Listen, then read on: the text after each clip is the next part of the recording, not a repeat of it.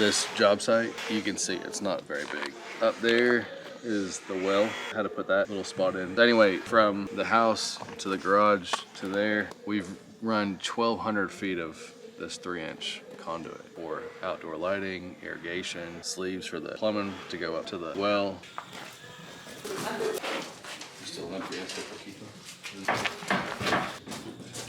There's a bridge that goes from here over there. That's just concrete sidewalk. I've been working on this rock work for 8 weeks. That's all I've got done. These columns right here. And they still have to do this entire wall and this.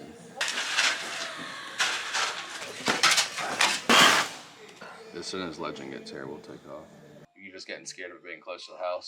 Yes, this last time you ended up topping it instead of taking it down. If maybe I could get your opinion on the sturdiness of it and the safety issue, and if maybe it needs to come down. I'll be free in probably about an hour and a half, and I can run down there and check it out. That sounds good. I'll call you when I'm heading your way, okay? Okay. All right. Thank you. No problem. Bye-bye. Bye-bye. When I go in there, we do like every single person's. So her calling me, it'll start everybody's. Just bought these yesterday. They're always taking my shit. From one of the sections, we need to go about 10 more feet down once they've set a generator, but everything else is extra. Like a few sticks, like 2? Like 3 or 4, and any of the short pieces. There's that picture I sent you, and then to the left of the garage, there's 4 or 5 pieces over there. So just leave some of the short sticks and 4 or 5 full sticks. And I left a whole box of couplings in the back of that garage, so that should be all we need, is that whole box of couplings that's in the back, and then a couple of sticks. They'll need what you've got to finish tying the last little bit together, because right now mud's washing into the basement. Are they backfilling or? Nah, just tie it together, throw a little dirt over it. We'll need a machine to backfill, but there's so much shit in the way over there right now. We can't even get in there. We gotta wait till they finish pouring them slabs around the back, and then we'll come in and do a final cleanup. They got that concrete and rock work going on, so we really need to wait till those guys are done. But once y'all connect the 2 pipes, mud won't go into the basement no more, so that's all we gotta get done. Just get that done, get that shit picked up, and I'll meet you back at the shop. All right, see ya. It rained into my house. So that happened back in May. There's a big hole right there. How in the world did that happen? Ran the stop sign, 45 miles an hour. Sharp turn to the right, and right in the house he went. Wild. It was investigated by the Highway Patrol, and they did not write him a ticket. Were you home? Yeah, I was home inside the house. That sounded wild. I come out the door and they're like, and I thought he was gonna ask me if I'm okay. His car was stuck in the house here, and but the big emphasis was getting the tow truck over here and getting it pulled out Before someone could see it, yeah. His boot, they wear boots. His boot got stuck between the brake and the gas pedal, and he said he couldn't get it out. Now he's 77 years old. Oh, really? But anyway, the reason why I brought that up is that They gotta dig. that's going on. They got to dig there, and they're going to replace the siding on the side. But I thought I wanted to do something with the tree, but I didn't know whether to cut it down or just trim it. I don't have any drainage problems. They debated on whether putting a French drain that would drain right where the downspouts coming, and I kind of said no. The rain off the roof is all it can handle. It's just going to go back in the basement. Yeah, it's never good to tie the 2 together anyway, because if one backs up, it destroys the other. So. Yeah. I'd say you could probably put a fire hose out here, and that maple's going to suck it all up. It's totally up to you. I mean, the tree definitely still looks healthy. We can trim it, or if you're done with it, we can take it out. If I took it out, could you make like more parking, better? We'd have to grind that stump down, but yeah, we pulling that gravel back, grinding that stump down, pulling all the mulch out, and putting some gravel back there probably end up costing just as much as removing the whole tree. So about what would it cost to do all that, to take it down and grind the stump? The removal, you're probably $2,800. Take the tree down, haul all the debris away, and that's us cutting the stump as low as possible. And then you're probably another $2,000 on bringing that stump lower than the gravel, and that'll net a ton of mulch, and we'll have to pull all that mulch out too. So what is that, $4,800 for everything? For everything. Yeah. You call it $5,000. I can bring you some of this pea gravel in. Top it. What was that?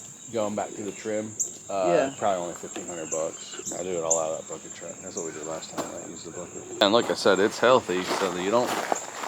I wouldn't lean on you to say you need to take it down anytime soon, but you know, you want the parking, you want rid of it. Tired of dropping stuff, we can remove it too. Yeah, it all looks good still. That was 21 years ago. Oh yeah, it's probably a 60, 70-year-old tree. Is it really? Wow. When they start dying, is it slow? Very, very, very, very, very slow. It'll hold its leaves and everything. What will happen, this thing will end up pulling water in from these big crotches. It'll hold water in them pockets, and then they'll start going down in the center of this, and the whole tree will completely hollow out. They live off their xylem, which is the outside of the bark. So the whole tree will end up getting hollowed out, and it'll still have leaves, and you won't even know it's dead until it just falls over one day. But it'll take a very, very long time. If it does start to die, it'll take 4 or 5 years probably before it falls over. If it's 60 years old now, what would it be?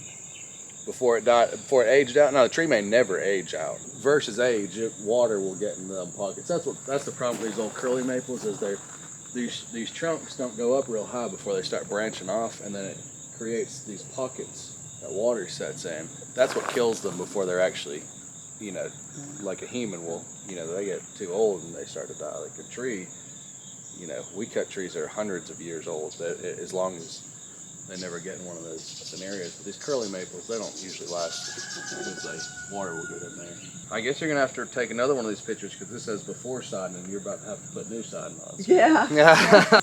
If you want me to give you a good reason why you need to take it down that it's dying, I'll find one for you, but there's really nothing evident, you know, there's nothing crazy. Well, it would keep cops from running into the house. It is one heck of a barricade for the police not to run through your house, for sure. It provides a lot of shade.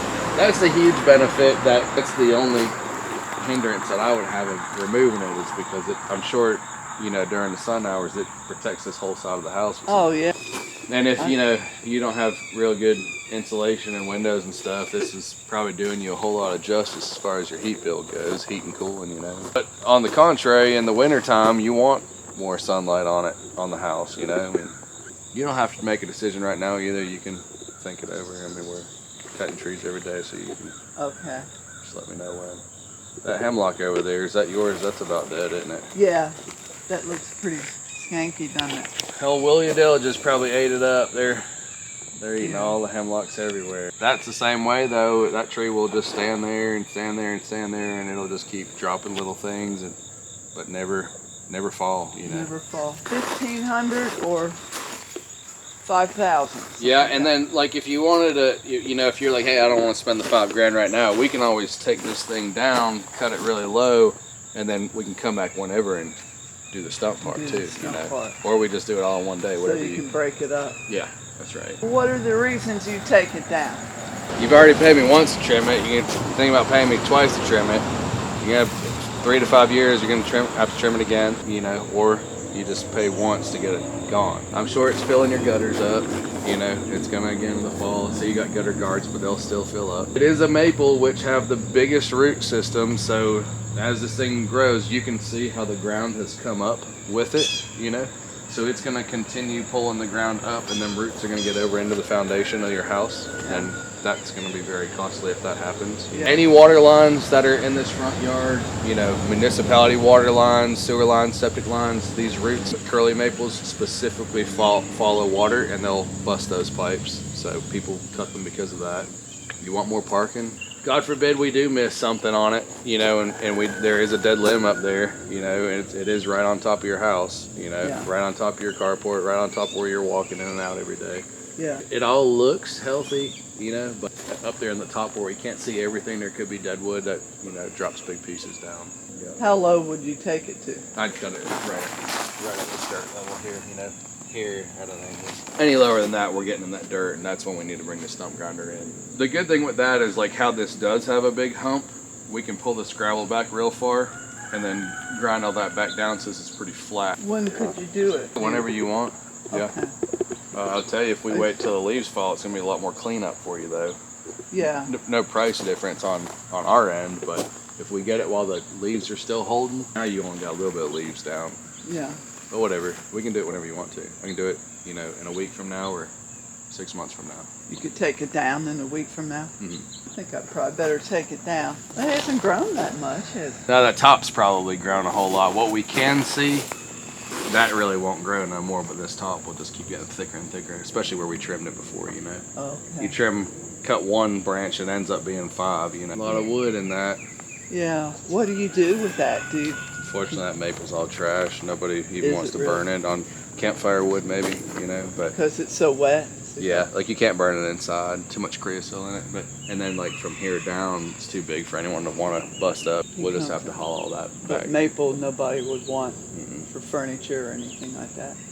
Maybe that slab. Yeah, that slab. You know, where if you cut from there to there, some people, you know, like they make countertops and stuff like that with them. You know, but man, it's so hard to find folks that even do that woodwork anymore. Now people use maple for hardwood flooring. You know, but.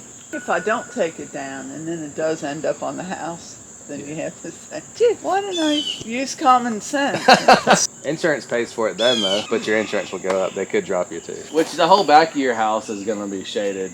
You know, this is providing shade for the front, but you got that big old oak in the back there. You could trim the lower too on that. You could take out some lows, Sure. particularly over here. Yep. These and maybe this first row here, kind of like how this is nice and thin and you can see through. Yeah. That'll probably be the next one to take next. Kind of Sorry, leaning. leaning. Yeah. Yeah, it's trying to grow to the sunlight. See, like on this branch, see the smaller little dead limbs here and up there. Yeah. Remember I told you they live off their xylem? Well, that's a good indication that that spot is getting to the center of the tree. You got a while though. If I start on your tree, I'll probably literally go around that entire block. There's a bunch of folks down there, down on the bottom, over on the right side there that we trim all theirs. And You trim they all. normally don't call me. They just wait till I'm doing one in the Till area. they see Yeah. 15 or 20 folks just in this little block right here that we do. I Oh. think I've made 4 rounds. Have you really? Yeah.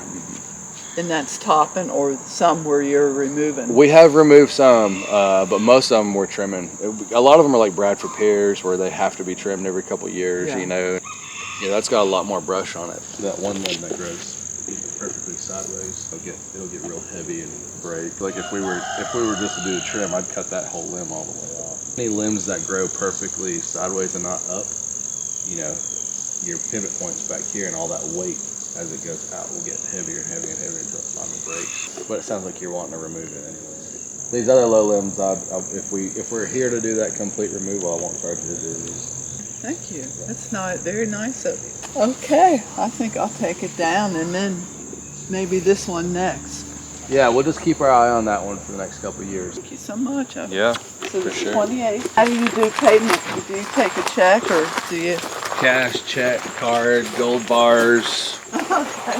whatever you got, we'll accept it. I'll shoot you Yes. a text this evening and let you know what day on the schedule we're looking like, and then I'll call you a couple days out to let you know, you know if Okay. anything's changed. We are supposed to, if I put it on the schedule tonight and we get all this rain this week, that'll mess up the schedule too. So I'll That'll just kind mess of it, keep yeah. you up to date on how things shake out with the rain. If it's terribly wet somewhere and I can't go do that job, I might can come do your job where I'm working right off the road. I'm cool with that. All right, I appreciate it. Thank you. Yeah, no Thank problem. you. I appreciate No it. problem. too.